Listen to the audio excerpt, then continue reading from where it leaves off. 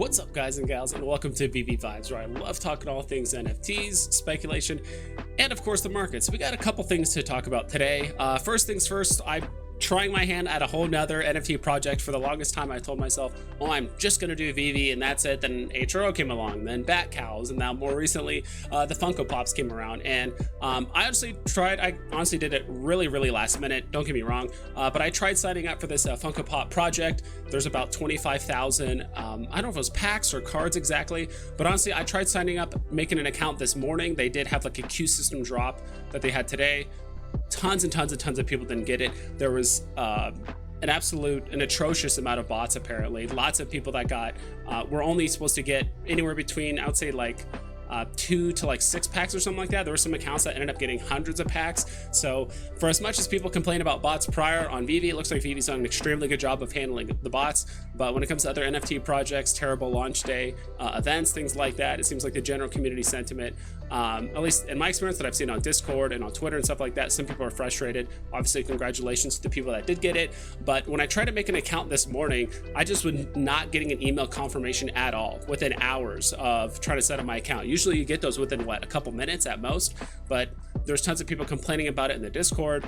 Basically, there was probably hundreds of people that just could not make accounts in time for the drop, including myself, that just missed out. So to be quite honest, unless this was something that was like, all right, if I could get on the drop and get a good amount of packs and maybe get a nice pull or whatever it was, I was probably gonna go forward with this project. But since I didn't get on drop, I don't really understand the whole wax aspect, and then I'm going to do another thing called like Atomic and all that other stuff. So I ended up just kind of letting this whole project go. I think HRO, Bat Cows, and Veve is good enough for me for right now until some other stuff. But just letting you guys know, this is something that's something I did pursue initially, but I think I honestly just did it A, last minute, and B, there's just way too much botting going on for anyone to really see any kind of like significant return or even had a chance of getting a lot of the packs. So yeah, so with that aside, what I want to talk about today was actually going to go back here, which was there was an issue that Veve had prior.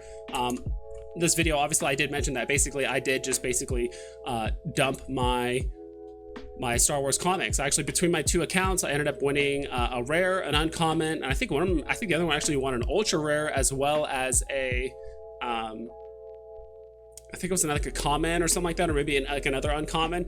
But between the fact that like the deliveries for Star Wars were going extremely slow, the fact that there was a lot of people saying that they obviously could not relist their NFT. So if you bought an NFT off the market, people couldn't relist it or be able to flip it on the market. So I knew that would affect the pricing, kind of artificially holding those prices up.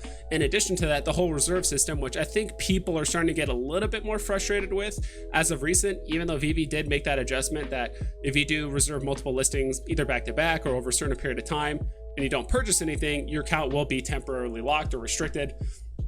Again, not exactly sure how that works or what those details kind of like intend or anything like that, but I knew those three aspects were going to artificially hold up the price of the Star Wars comics for the most part. I'm not saying they're not going to be worth a lot later, but I think at first the prices of especially the ultra rare and secret rare just really blew my mind. Honestly, I don't know the prices of them right now, but last I checked, secret rare was probably going for about $1,000. Ultra rare was going for about $280. I ended up selling my ultra rare. I dumped it on the market for about $300. That sold. Could I have held it until $400 and sold it again? But the pricing I wasn't too sure on. The rest of the stuff I just floored back then. So I'm actually going to probably just end up rebuying a couple of the commons as well as the uncommons, because those are the ones I like the most. You know, getting a secret rare would be nice, but I just right now spending $1,000 on a secret rare is just not my budget right now. But those are the things I typically take into consideration, and that might be its own video, where what are some of the factors I take into when I'm looking at the market? It's like, all right, should I just dump this knowing that the price is probably going to drop within the next week or so? Or is it like, should I hold this knowing that the price is going to go up? Because honestly, I do think that the Star Wars comics are going to do a pretty big reversal either towards the tail end of this month or sometime next month, because we know Star Wars is going to be over, right? I think it's pretty much confirmed for the most part by Veve that they're going to do more drops, right? They said we're kicking things off. There's David Hughes also mentioned the Star Wars convention, or the Star Wars collection celebration. It was a Star Wars celebration that's happening in, I believe, Anaheim from the 26th to the 29th, which there could be some more drops happening then. There could be some promo codes that are handed out during that convention if you're physically there. Who exactly knows? But it sounds like we're going to be getting more Star Wars later this month, which is another reason why I kind of just dumped my comics, to be honest, because I know like if we do get some physical collectibles like Obi-Wan or some other significant characters or FAs from Star Wars on Veve, like that's just going to drive the price down, right? And honestly, right now, probably the most profitable thing percentage-wise on the market, anything that's been released recently, is the Star Wars comics. So people are more likely to dump those to have just enough gems to play the drop, right? I'm assuming the Star Wars drops are probably going to be anywhere between 50 to 60 gems. It could maybe push 80. Not exactly sure how Disney/Star Wars is going to tackle that. So that just fits right in the range of what? Selling 2 commons, selling a rare, selling a couple uncommons of the new Star Wars comics. So I do fully expect those prices to go down in the future as well, which is why I just dumped them now. And then later on, I feel like I'm more than happy to buy some more in the future for the most part. So that's kind of my plan. That's why I did it. Just kind of, I know I just threw it there on the thumbnail, or at least in the title of the video, but I just want to let you guys know, like, basically why I floored my Star Wars comics. Not flooding it or anything like that. I think right now is a good time to pick them up, or even a couple weeks. But I do think after Star Wars is done, I do see those comics doing a massive reversal on the way up. Next thing I want to talk about is, I think some people are going to sleep on this, to be quite honest.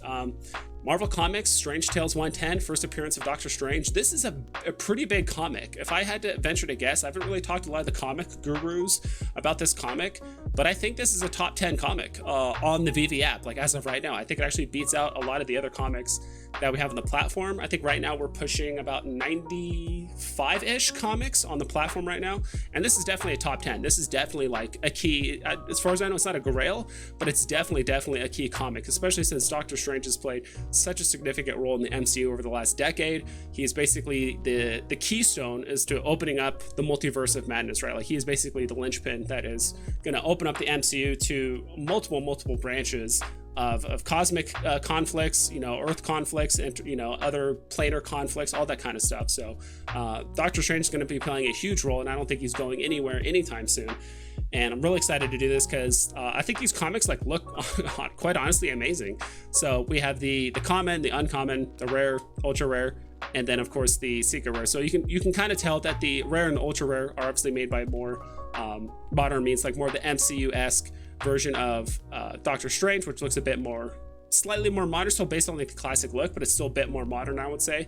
And then there's the secret rare. So honestly, I have not looked at the mint numbers or anything just yet. Like, I'm literally looking at this for the first time with you guys. So again, nice to see. It's not like comic prices are going up to 15 gems and staying there forever. It's going right back down to 7 where it should be. Published in 1963. Cover variants, there's 5, of course, 30,000. Typical array, 21,000 commons, 5,000 uncommons, basically 2,300 rares, 1,000 ultra rares, and 600 secret rares. So yeah, I'm really excited for this drop. I think, as far as I know, again, I've talked to any of the comic gurus like Sleeping in Comics, My Collectibles, Comics and Crypto.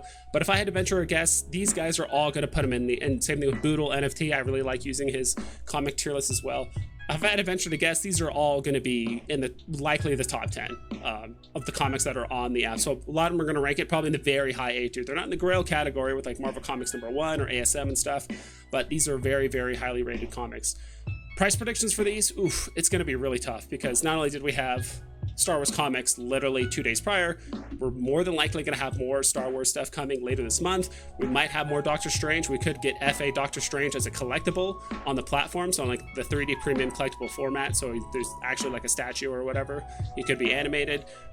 Also, I think a lot of people are forgetting too that the Veve exclusive drop is happening this month too, right? They did say in the month of May, we're going to be testing out the Q system drop, and the very first item we're going to be dropping is basically just the Veve logo, right? The white VE, and the blue VE. That's going to be the very first Veve exclusive drop. There's no IP attached. There's hopefully no crazy extra fees involved. But I do think people are going to ape into it because, again, with that drop, you're guaranteed 0 or 1. Because the Q system, that's the way it's designed. You can't stack them. You can't buy as many as you can. You're basically limited to how many devices you have for the most part. So to be honest, with this one, I usually do price predictions, but I'm not going to do a price prediction for this one because honestly, I just don't know. I'm more just going to be leaning on the comic book gurus to kind of give out some more information. Last I heard, like there was a 9.2 rating that sold for like 50 grand or something like that, but that was like, I think that was like 15 years ago or something like that. It's a pretty old sale. So I do think some of the more modern ones could definitely go for more for the most part. So let's go ahead and go back to here. But yeah, that's pretty much it. I would highly suggest you guys check out those guys, Sleeping Comics, Comics and Crypto, My Collectibles.